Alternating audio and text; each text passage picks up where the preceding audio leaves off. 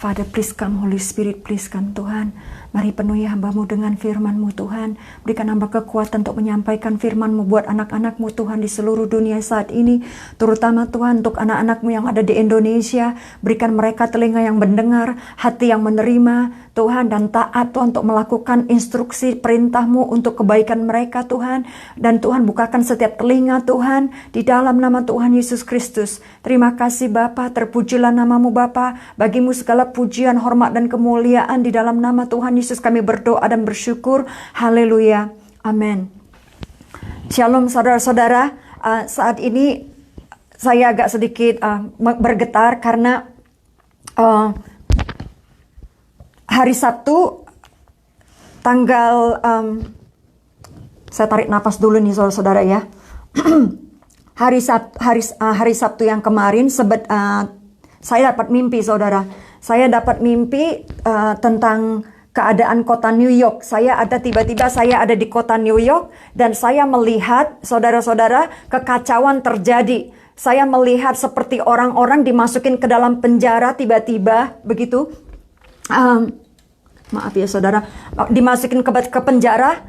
Banyak sekali, saudara, kayak semacam ada keributan atau kekacauan atau riots gitu ya di mana-mana. Dan saya juga bisa melihat seperti ada seorang wanita Afrika begitu dipaksa, ditarik secara paksa dan dimasukkan ke dalam penjara begitu, saudara. Saya juga heran karena saya juga ada di dalam penjara itu dan melihat apa yang sedang terjadi di tempat itu, saudara-saudara. Dan saudara, saya bangun dan saya tanya Tuhan, apa maksud daripada mimpi ini? Kok kayaknya seperti kayak nyata gitu, seolah-olah saya ada mengalami sendiri di dalam tubuh saya. Lalu Tuhan berikan di Yeremia 51 tentang judgment, tentang penghakiman atas kota New York, saudara-saudara. Dan di situ dengan jelas sekali kalau saudara ada firman Tuhan, kalau saudara punya waktu setelah acara ini, saudara segera membaca firman tersebut, karena saat ini, saudara, Tuhan sedang bergerak di seluruh dunia, terutama di Indonesia, di Jakarta. Karena ketika saya bangun hari Sabtu, Tuhan bilang begini, saudara. Hana, katakan kepada umatku untuk setiap keluarga segera melakukan perjamuan kudus, yaitu perjamuan Paskah. Seperti yang terjadi di Mesir pada waktu tulah ke-10 diluncurkan oleh Tuhan di Mesir, saudara, yaitu anak sulung mati. Dan Tuhan melockdown umatnya. Tuhan mengatakan kepada umat Israel yang tertulis di pelan-pelan ya, saudara, karena pesan saya ini semuanya dalam bahasa Inggris. Tapi saya akan saudara tolong sabar, kita harus ikutin firman Tuhan. Kalau saudara terpilih untuk mendengarkan ini untuk keselamatan saudara. Karena ini sangat urgent sekali saat ini. Tuhan sedang bekerja dengan dahsyat, karena tanggal ini adalah merupakan tanggal peringatan di mana Tuhan sedang meluncurkan tulah yang ke-10 untuk bangsa Mesir pada saat itu. Pada waktu itu tanggalnya adalah tanggal saudara, tanggal Paskah itu pada waktu itu tanggal 14 Nisan, saudara. Dan di tiap-tiap bangsa, saudara, berbeda-beda time zone-nya gitu ya. Nah, baru-baru saja, mungkin ada sekitar 30 menit yang lalu, saya menerima WA dari video WA dari sekelompok gereja yang ada di Indonesia. Mereka menunjukkan video orang-orang bergelimpangan di jalan, saudara-saudara. Orang-orang bergelimpangan begitu, seperti yang terjadi di Cina, saudara, di mana orang berjatuhan di jalan-jalan. Saya menggetar karena saya lagi mempersiapkan tentang pesan-pesan yang akan saya sampaikan kepada orang Amerika di sini, saudara, untuk mengadakan perjamuan Paskah mulai dari besok. Karena di Amerika Paskah itu tanggal 14 Nisan itu adalah besok hari tanggal 8 hari Rabu, saudara-saudara. Tetapi ketika saya lihat, saya tiba-tiba penasaran, Tuhan, tanggal berapa sebenarnya di Indonesia saat ini? Dan ternyata di Indonesia saat ini sudah tanggal 8. Dan di mana tanggal 8 itu pada hari ini adalah, saudara, tanggal 14 Nisan. Itu tanggal di mana Tuhan sedang berjalan-jalan di bangsa di perkemahan Mesir, di rumah di negeri orang Mesir, membunuh para anak-anak sulung bangsa bangsa Mesir, saudara-saudara.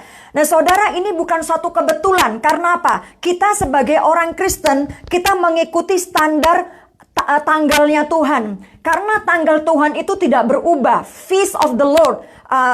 Tanggal Tuhan itu, tanggal Alkitab itu sudah ditentukan oleh Tuhan. Dan Tuhan punya tanggal-tanggal yang sudah di-ordain sama Tuhan, sudah ditentukan bahwa dia akan melakukan sesuatu. Saudara, ini adalah bukan suatu kebetulan kalau coronavirus terjadi pada bulan April, di mana sebenarnya umat Tuhan di seluruh dunia sedang melakukan perjamuan Paskah, memperingati hari keluarnya bangsa Mesir dari keluarnya bangsa Israel dari Mesir, dan memperingatkan hari Passover, di mana Tuhan melewati kemah-kemah bangsa Mesir, saudara, dan membunuh para anak-anak Mesir, saudara. Saudara, Tuhan mengatakan bahwa ini adalah tahun penghakiman Tuhan atas seluruh dunia. Tuhan mengatakan bahwa tahun ini adalah merupakan tahun di mana Tuhan sedang menuai, sedang menampi gereja Tuhan, sedang menampi umat, sedang menampi bangsa-bangsa, sedang menampi anak-anak Tuhan, saudara, dan sedang meluncurkan penghakimannya. Tuhan sedang menghakimi bangsa-bangsa saat ini, saudara-saudara. Dan bukan suatu kebetulan kalau kalau bulan ini adalah merupakan bulan di mana kita merayakan Paskah, saudara-saudara.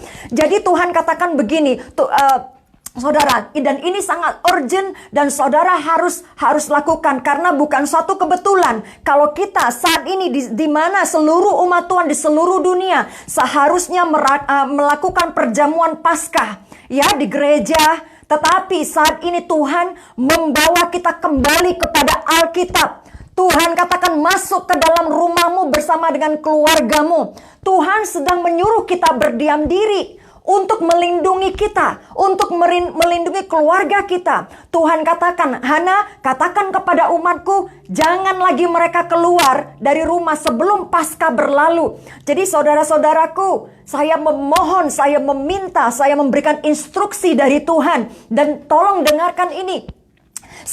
Karena saat ini di Indonesia, nyawa sedang bergelimpangan, berjatuhan. Di mana-mana saya sudah terima saat ini, orang-orang menggelepar, saudara, berjatuh-jatuhan seperti daun, saudara-saudara.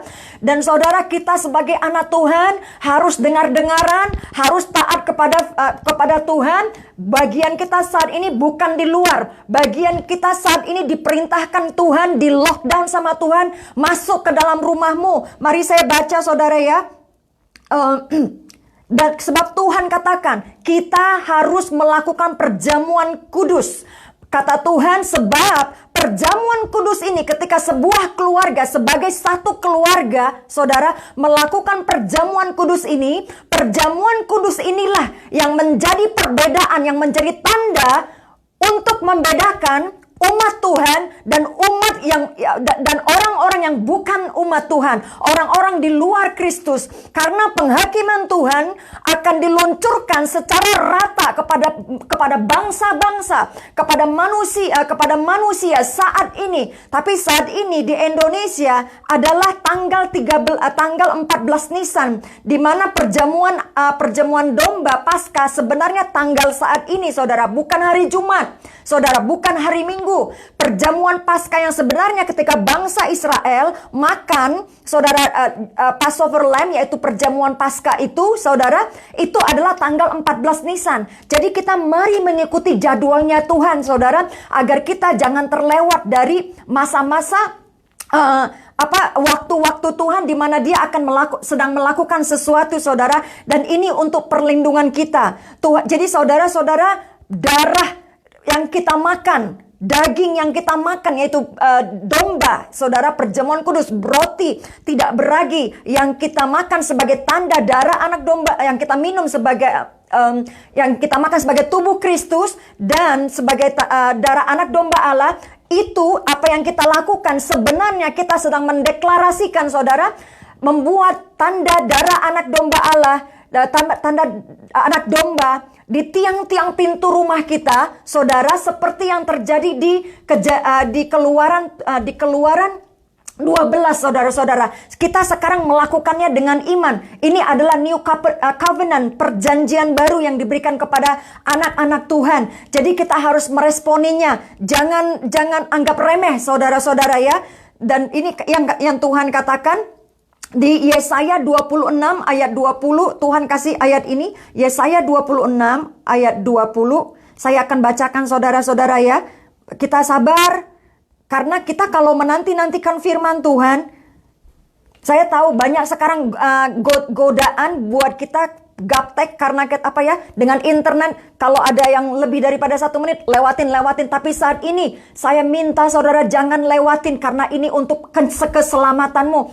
Saudara, saya mengatakan ini atas nama nabi, saudara, yang bukan asal nabian, saudara, tapi saya mempertanggungjawabkan apa yang saya katakan ini, saudara, untuk saudara. Saya berbicara atas nama nabi Tuhan, atas nama mulut Tuhan, saudara-saudara. Karena saya bertanggung jawab. Kalau saya tidak kasih tahu, orang-orang pada mati. Padahal Tuhan bilang, Hana, katakan kepada umatku, saya tidak lakukan, maka saya akan dituntut oleh Tuhan. Darah saudara akan dituntut oleh Tuhan. Jadi saudara, kalau saudara sudah mendengarkan ini, tolong bagikan kepada keluarga saudara, teman-teman saudara, teman-teman gereja saudara, pendeta saudara, untuk melakukan perjamuan kudus hari ini, saudara-saudara. Sebentar ya, saudara, karena saya harus mencari yang bahasa Indonesianya. Catatan saya ini di dalam bahasa Inggris. Saya sebenarnya nggak benar-benar persiapkan, saudara, secara matang, karena ini perintah ini datang tiba-tiba dari Tuhan. Yesaya, mari kita baca Yesaya 26.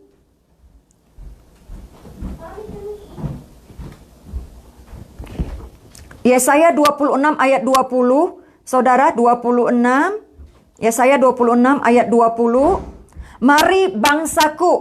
Mari bangsaku, masuklah ke dalam kamarmu, tutuplah pintumu, sesudah engkau masuk, bersembunyilah barang sesaat lamanya, sampai amarah itu berlalu, sebab sesungguhnya Tuhan mau keluar dari tempatnya untuk menghukum penduduk bumi karena kesalahannya. Dan bumi tidak lagi menyembunyikan darah yang tertumpah di atasnya. Tidak lagi menutupi orang-orang yang mati terbunuh di sana. Saudara, roh saya benar-benar mengkonfirmasi karena ayat ini, karena tahun ini adalah merupakan tahun penghakiman Tuhan atas bangsa-bangsa sebelum saudara kedatangan Tuhan Yesus. Dan ini tidak akan terjadi lagi mungkin dalam 100 tahun yang ke depan, saudara. Ini adalah merupakan perubahan, shifting, karena setiap kali perubahan terjadi, peralihan tongkat kepemimpinan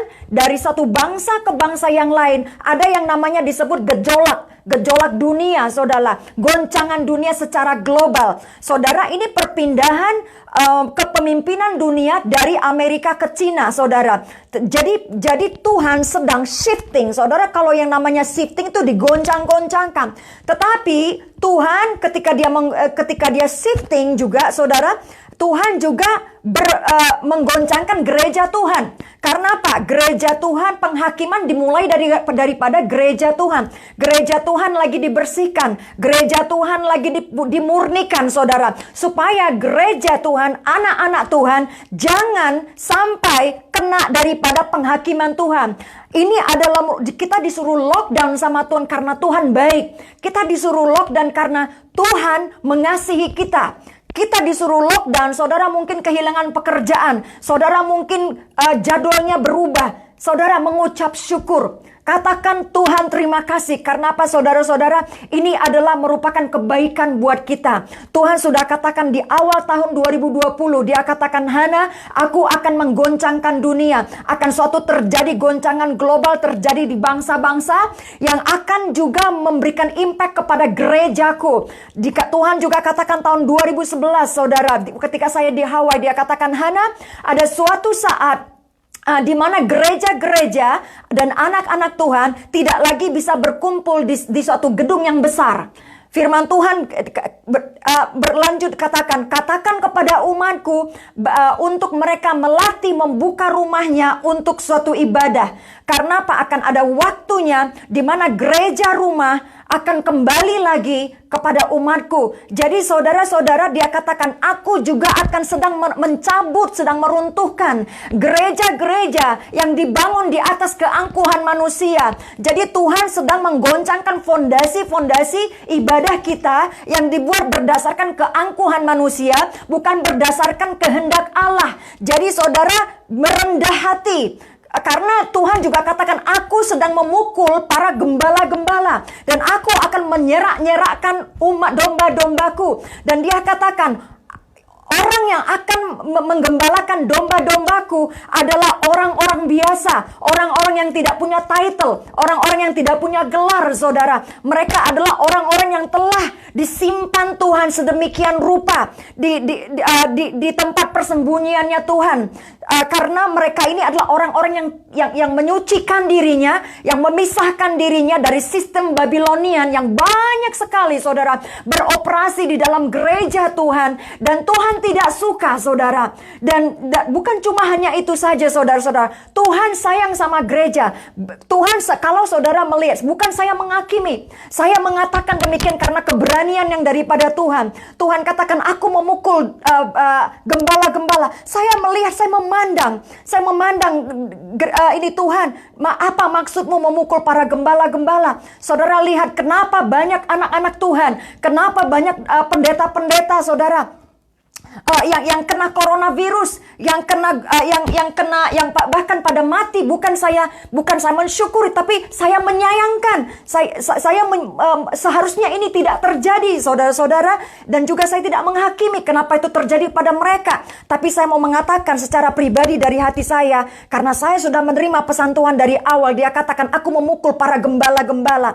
Karena Tuhan sedang sakit hati, saudara, dengan banyak para gembala-gembala, pemimpin umat, ya saudara-saudara, yang sungguh-sungguh menyakiti hati Tuhan dengan cara bagaimana mereka menggembalakan domba-domba, saudara.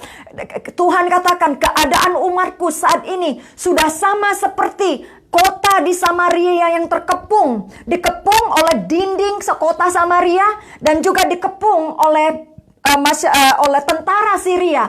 Saudara, saya mohon maaf, saudara, kalau saudara adalah pastor, kalau saudara adalah pendeta, mungkin saudara tidak suka pesan saya.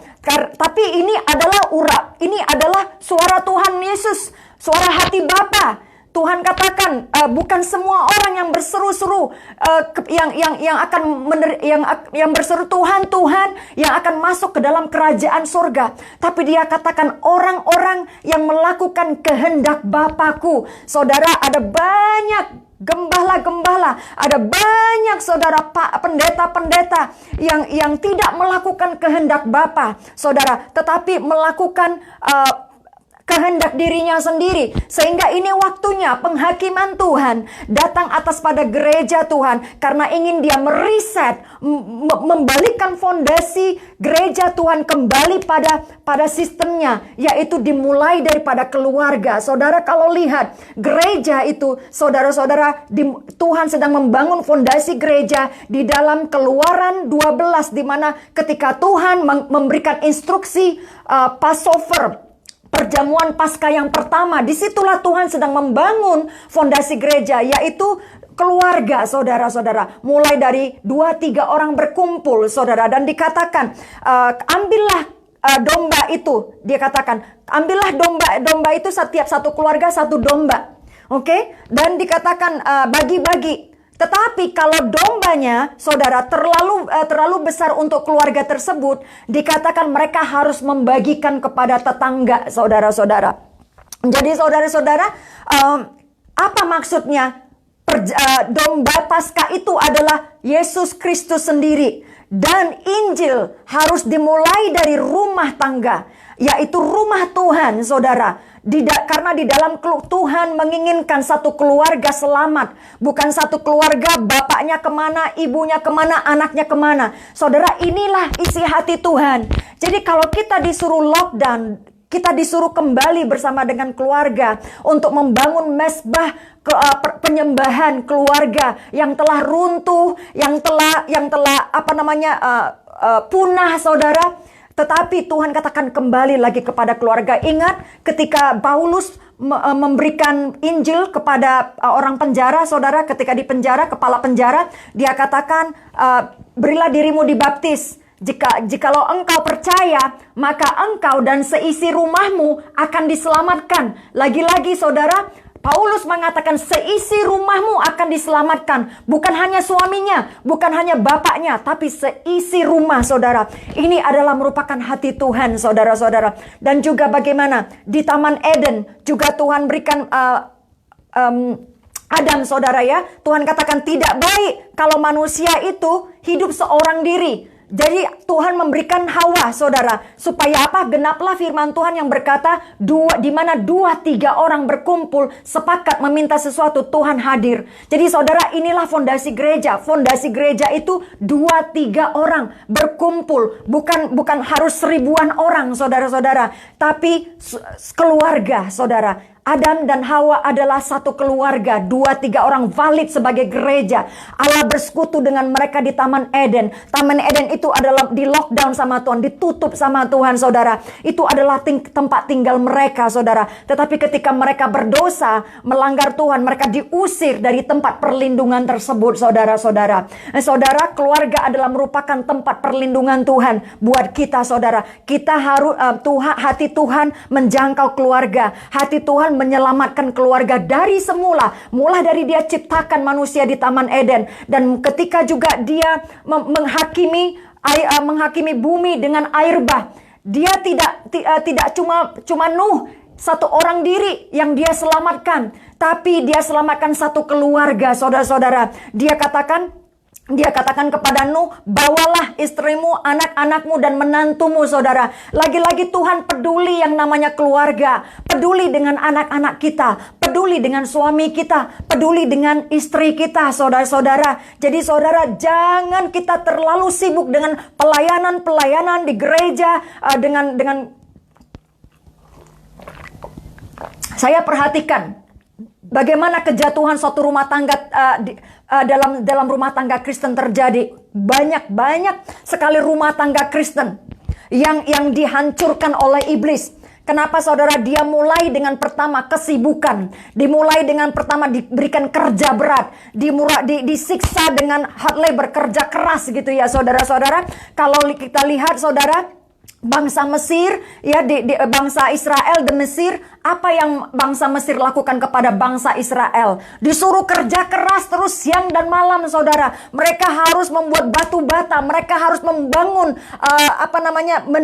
menara Sphinx, ya, menara Mesir, saudara-saudara. Dan mereka disuruh sibuk terus sampai akhirnya mereka tidak ada waktu untuk bersekutu dengan Tuhan secara pribadi. Mungkin para kepala rumah tangga di Mesir, saudara, orang-orang Israel pada waktu di Mesir, mungkin mereka para bapak-bapak tidak punya waktu lagi untuk spend time dengan anak-anak, dengan istri. Mungkin mereka tidak punya waktu lagi untuk mengajarkan istrinya, mengajarkan suami, mengajarkan anak-anaknya, saudara. Dan itulah cara iblis bekerja. Diberikan kita kesibukan yang banyak. Walaupun kelihatannya itu dalam bentuk keagamawian, pelayanan dan sebagainya gitu ya, saudara-saudara. Coba kalau kita lihat, saudara, ada banyak para pendeta-pendeta, saudara, para pemimpin-pemimpin gereja, saudara, yang rumah tangganya hancur, saudara-saudara. Tidak semua gitu ya. Tapi itu juga merupakan ini adalah merupakan suatu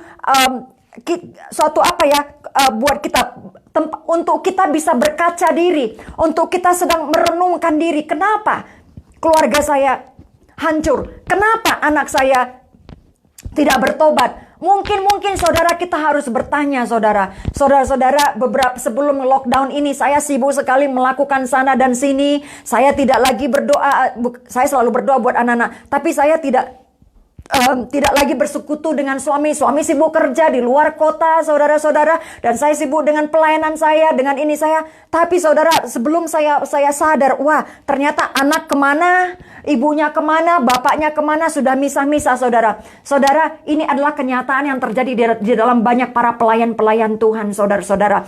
Kita mulai dari hari Minggu gereja berapa kali, saudara, ada kebaktian pagi, siang, dan malam, ya saudara-saudara. Dan juga hari Senin, doa puasa, hari Rabu, doa pengerja, hari Kamis, ibadah Minggu, tengah Minggu, hari Jumat, entah apa lagi kegiatan apa. Tanpa kita sadari, saudara, kita sudah melakukan banyak kegiatan, tapi kita tidak memiliki urapan Tuhan, atau kita tidak memiliki hubungan yang baik, atau hubungan yang erat, hubungan yang dekat dengan Tuhan, supaya kita bisa mengenal isi hati Tuhan secara pribadi, saudara-saudara. Jadi saudara-saudara, saya balik lagi, saudara, berikan perjamuan kudus bersama dengan keluarga. Dan ini Tuhan katakan, bapak-bapak sebagai pemimpin harus melakukannya. Saudara-saudara, ini adalah merupakan suatu teguran buat para bapak-bapak di rumah tangga. Karena apa? Ya itu tadi, bapak-bapaknya sibuk karena apa? Bekerja, dan juga sibuk pelayanan di gereja, atau dengan macam-macam yang lain. Atau yang paling banyak, saudara-saudara, banyak keluarga Kristen yang tidak mandiri, yang kita selalu bergantung kepada gereja di luar, saudara, untuk memberi makan keluarga kita secara rohani, untuk memberi makan anak-anak kita secara rohani, sehingga kita, bapak-bapak atau ibu-ibunya, kita tidak mengajarkan anak-anak kita secara pribadi, saudara-saudara. Kepemimpinan di dalam rumah kita digantikan oleh pendeta di luar. Kepemimpinan di dalam rumah tangga kita, saudara-saudara, digantikan oleh para pelayan-pelayan Tuhan dari keluarga yang lain, bukan dari keluarga kita. Saudara, kita semuanya, semua orang Kristen, saudara, memiliki potensi dipanggil untuk menjadi imam. Apalagi terutama bapak-bapak, terutama para pria-pria. Ya, ibu-ibu kalau suaminya tidak ada, menjadi single mother gitu ya. Kita dipanggil Tuhan menjadi imamat yang rajani. Jadi kita tugasnya memimpin. Siapa yang pertama kita pimpin? Rakyat kita yang paling pertama adalah anak-anak kita, istri kita, suami kita, saudara. Kita adalah suatu komunitas umat Allah, saudara-saudara. Jadi saudara, ini adalah kepemimpinan kita yang paling utama. Saya melihat pasti saya bisa melihat di mata rohani saya, pasti saat ini banyak orang-orang Kristen yang tadinya sering ke gereja tiap minggu demi minggu, saudara. Tetapi ketika lockdown terjadi, mereka bingung, saudara. Banyak suami, istri, bapak, ibu bingung mau ngapain ya, bagaimana ya.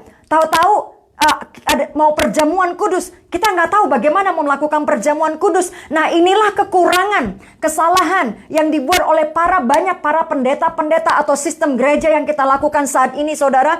Karena apa? Semuanya bersenter pada satu pusat gereja yang besar atau keramaian orang banyak, sehingga kita lupa, saudara, untuk menjangkau secara pribadi, mengajarkan atau mentraining para bapak-bapak rumah tangga bagaimana melakukan perjamuan kudus ya di dalam rumah mereka.